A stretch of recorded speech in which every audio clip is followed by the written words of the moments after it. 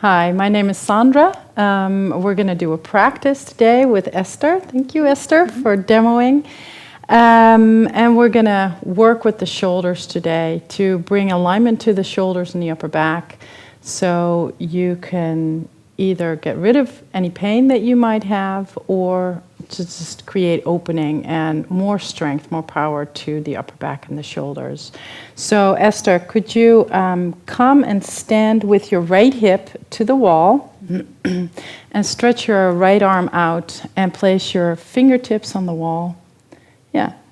So depending on how flexible, how open you are in the shoulders and the upper back, you can either take your hip a little bit closer to the wall, and also bringing the arm down will create a little bit less intense shoulder opening. So first we're going to open the shoulders. She lines her feet. The feet are straight, hips straight, and now first take a deep breath in and lengthen the sides of your waistline. From your waistline all the way to your armpits, you create length.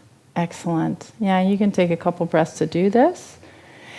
And then you keep that length and start pressing your fingertips into the wall, creating the boundary against which you're going to open the shoulders. Keep that length, keep that power in the arm. Now bring your chest more towards the center of the room and walk your chest, walk your feet into the room towards the center more. Yeah, so you can do this very mindfully to open up the shoulders and make it as intense, as deep as what is appropriate for you. So the head of the arm bone stays back and the sides of the waistline stay long. So we create integration and space. Great. Inhale and come back. Let's do the other side. So you can turn around and place your left hand on the wall. And you can even, you're pretty flexible in the shoulder, so yeah, go as close to the wall as what is comfortable for you. Yeah, and take a nice deep breath in, lengthen the whole inner body. We call this side body long.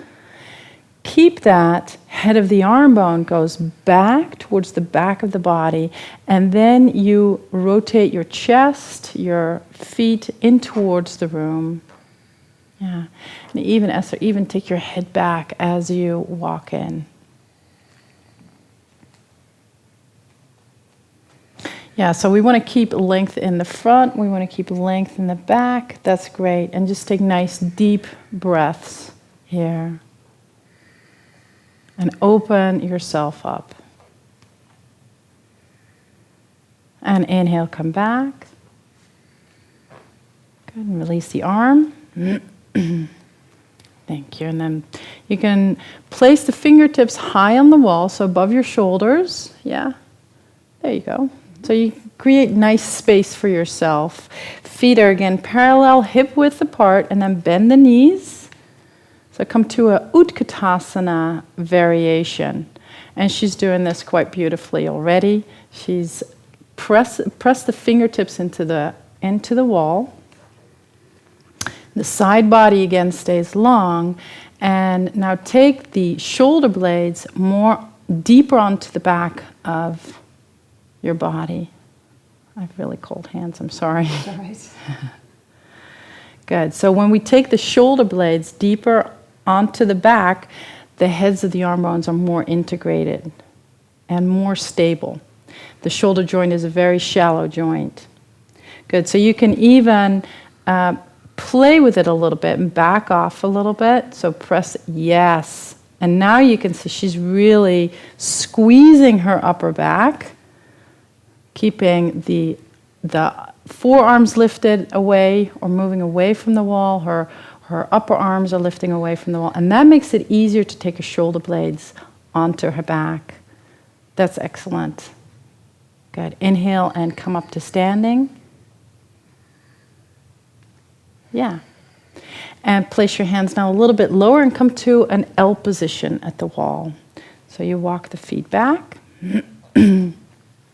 And you can place the hands as low on the wall as what is appropriate for you. But since we're working with the upper back here, I'm going to actually advise you to place them a little bit higher because it gives you more space, more freedom. Deep, full breathing. Lengthen the sides of the waistline again. And again, lift. Start by clawing the fingertips into the wall, lifting the forearms away from the floor, lifting the upper arms away from the floor. Good. And then you can bring those shoulder blades home. You can bring them to the back of the body. And now she's really working her upper back here. She's really squeezing in. So it's not really balanced position yet, but she's learning to create this action of drawing in. Yeah, and her head is lifted, ears are between the upper arms, and then keeping this integration, just soften between the shoulder blades. Yeah, deep, full breath. And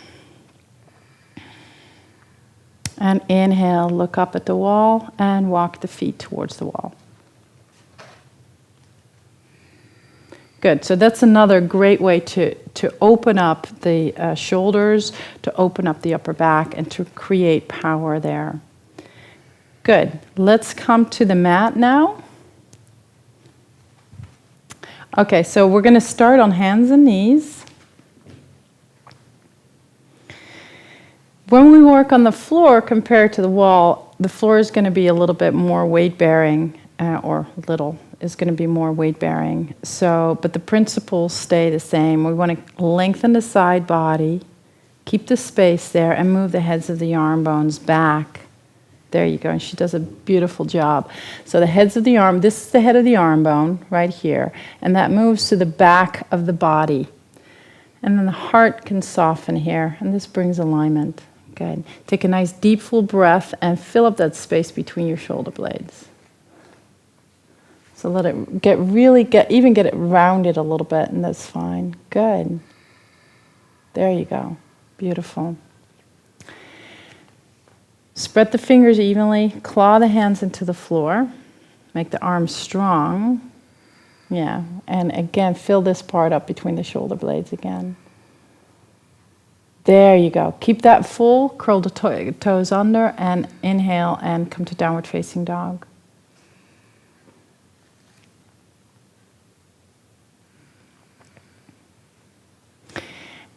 And you can even step your feet a little bit towards the back of the mat and give yourself a little bit more room. There you go. So we're going to do exactly what we did at the wall. Claw the fingertips into the floor, make the arms strong, and even move a little bit closer to a plank position. So right here. So this way, the side of the waistline can lengthen, and the head and the shoulder blades can come closer together onto the back. Yeah, you can even lift up your head a little bit more. There you go. So this brings the neck into alignment, the upper back into alignment. Now from this space, so you resist at the arms get strong, and you soften between the shoulder blades. You let this part move more towards the floor, towards the thighs. Yeah, so you can even lift up the hips a little bit more. Yeah, but keep this squeezing in. Yeah. Inhale, come to plank position. And again, and this is the trick, this is the practice, to keep the shoulder blades onto the back. So take a nice deep breath in and squeeze the shoulder blades. There you go. That's it. And exhale, take your knees to the floor. So we're at the top of a push-up position. Take a nice deep breath in, lengthen the side body, and now keep the heads of the arm bones back as you bend the elbows and bring your chest to the floor. Right, so keep it lifted. Yeah, so you let your chest come all the way down to the floor, and the shoulders stay up, they stay away, they stay to the back. Good. Inhale, lengthen, and come into Cobra pose. Beautiful. And exhale, come down. Come all the way down. And rest your forehead. So no matter what position we're in, the side body is long and the heads of the arm bones are back. So the shoulder blades come together on the back. Press yourself up to a seated position, please, Esther. Yeah, and come to lying on your back. And you can place your feet this way. Feet that way. Yeah, that's fine.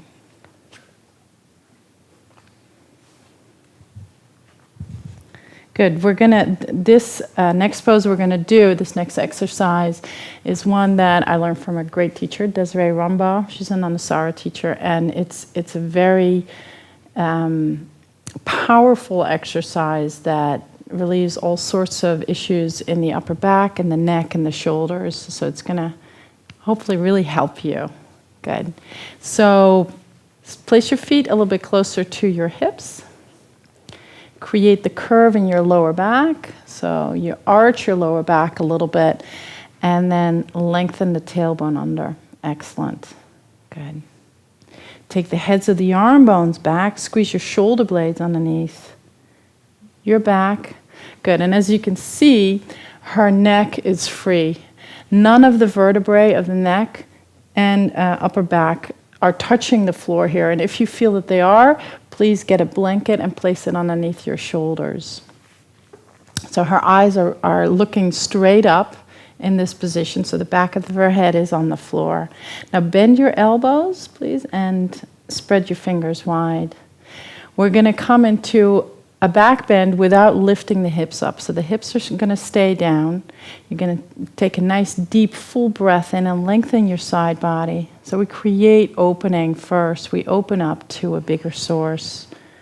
And into that source, we're now going to hug the muscles in by press your elbows into the floor, press the back of your head into the floor. Yeah. So she's so great. She's working really, really hard. And actually a little bit too hard, maybe. So you can keep the back of your head onto the floor. Keep the chin lifted. A little bit more, a little bit more. Yeah, there you go. So that way, when the neck is free, the eyes can soften, the face can soften, and she looks beautiful. So press the elbows into the floor and the back of the head. So the line of energy pressing into the floor is from the top of her mouth through the top of her ears and into the floor. So she doesn't tuck her chin and she doesn't extend her chin. It goes straight down into the floor.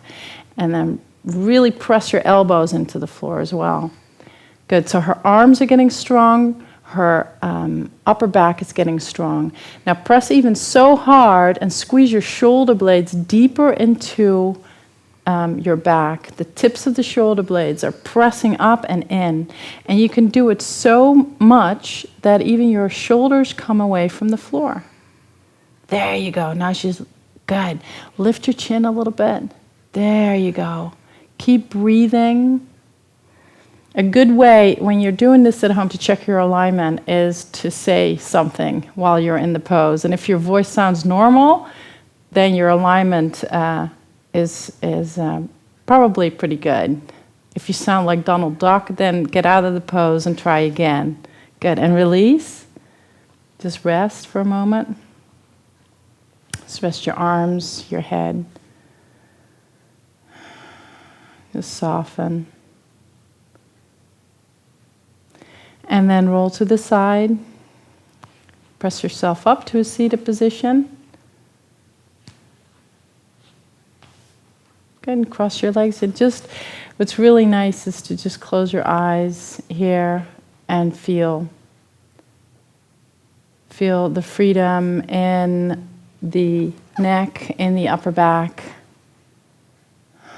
A sense of lightness in this whole area, the shoulders.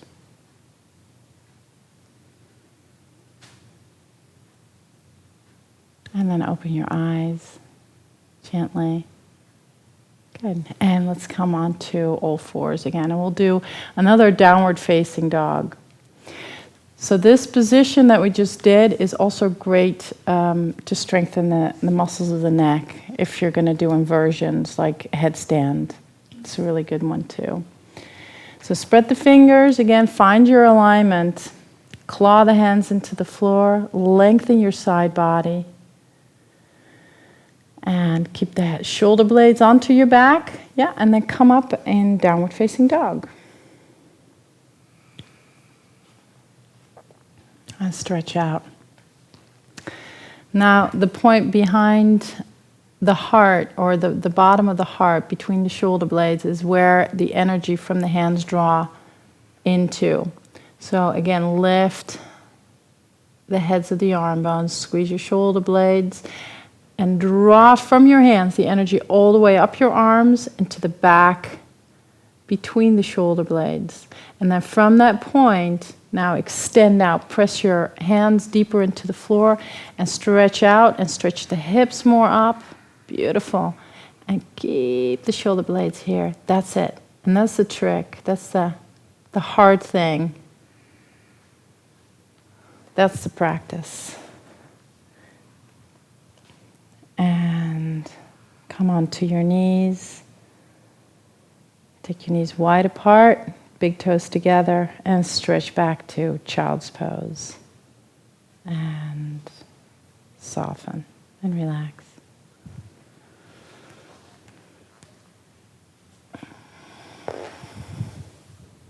And then slowly come up to sitting.